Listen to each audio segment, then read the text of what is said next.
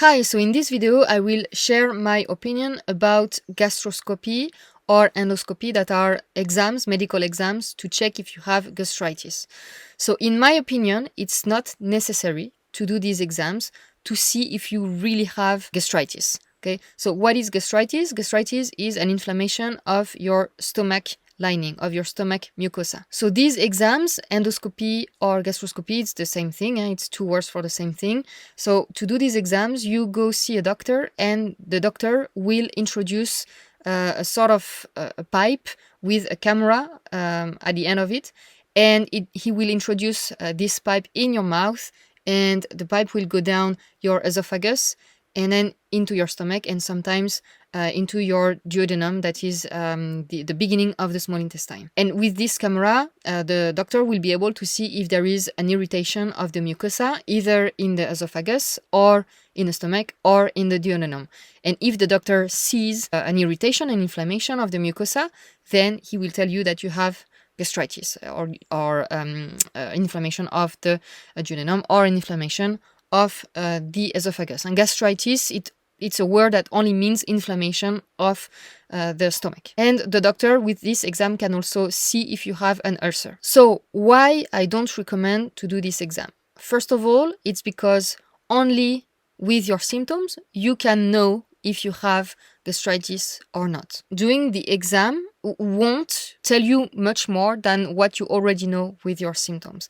I will get back to that. I will come back to that in a few minutes. The other reason why I don't recommend this exam is because it can cause more issues. Because when you introduce this pipe, so first of all, usually this exam is made under anesthesia, either local anesthesia, either general anesthesia. Anesthetics are toxic. They all have, like all drugs, all chemical drugs, have a certain degree of toxicity. So anesthesia, either local or general, is always toxic, has always some toxicity to it. And it will always be toxic for your liver and other organs in your body. So this is the first thing. Doing an anesthesia is toxic. So it is possible to do this exam without anesthesia, but most people will have anesthesia. You can ask, if you go to your doctor, you can ask to not have the anesthesia. So at least you won't have this toxicity if you choose to not have this anesthesia. So this is the first thing. The second thing is that when the doctor puts the pipe and the pipe travels into your esophagus and your stomach, the pipe itself can cause an irritation in your esophagus or in your stomach. The other reason is that when this pipe travels into your esophagus and your stomach, it can perforate the esophagus or the stomach. It can cause an ulcer.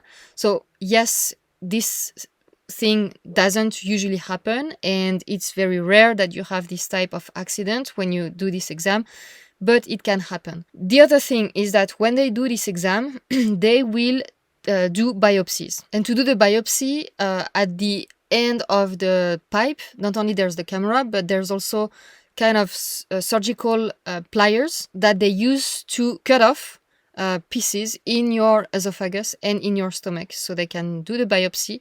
And they do the biopsy to be able to observe the tissues under the microscope after the exam. Okay, so basically when they take pieces of your esophagus and of your stomach, they create an ulcer. They create mini ulcers, but it's still an ulcer. An ulcer is an open wound. So when they do that, they cut parts of your esophagus and your stomach. So not only you already have a gastritis or an inflammation of the esophagus, but also by doing the biopsy, the doctor will cause more irritation, more inflammation by doing the biopsies. And finally, the solutions that the doctor will offer are not solutions that will heal you. If the doctor sees ulcers or gastritis without ulcers, so inflammation of the stomach lining, or if the doctor sees H. pylori in the biopsy, what the doctor will offer as a treatment is to take PPIs, antacids, and to take antibiotics. And I totally don't agree with these treatments. We know they don't work for the majority of people and they cause even more issues on the long run. I won't detail that here because I have very detailed videos. I have a video about H. pylori, I have a video about PPIs, and I have a much more complete video about gastritis. So I will put these videos that appear here up there on the top right corner of the screen. I will also put the links of these videos in the description box under this video if you want more details about this. So what I personally use to see if a person has gastritis, inflammation of the stomach, it's basically with 2 or 3 questions. Okay, so first question is, if you drink something acidic like lemon juice, does it hurt your stomach? Do you feel like a burning sensation in your stomach? Or do you feel some kind of discomfort in your stomach? Second question, if you eat something that is a little bit spicy, not too spicy, not like a crazy meal with lots of pepper, but like a meal with a little bit of curry, will you have a burning sensation in your stomach? Does it hurt your stomach? And the third question, do you have heartburn regularly? All right. Do you have this burning sensation after you eat whatever, after any meal? Do you have this burning sensation in your stomach? Okay. And if the answer is yes, chances are that this person has gastritis. What is the point of doing a medical exam that will cost you time, energy, money, and that can cause you even more irritation and more toxicity? What is the point of doing these exams if only these questions answer to the question, do you have gastritis? If you are very sensitive to anything acidic or a little bit spicy and it burns your stomach or it hurts your stomach, yes, you have gastritis. Okay. Now, there are many solutions for gastritis, natural solutions, and I detailed that in the videos I told you that I already made. So my video about gastritis, you can watch the video about PPIs and the video about H. pylori.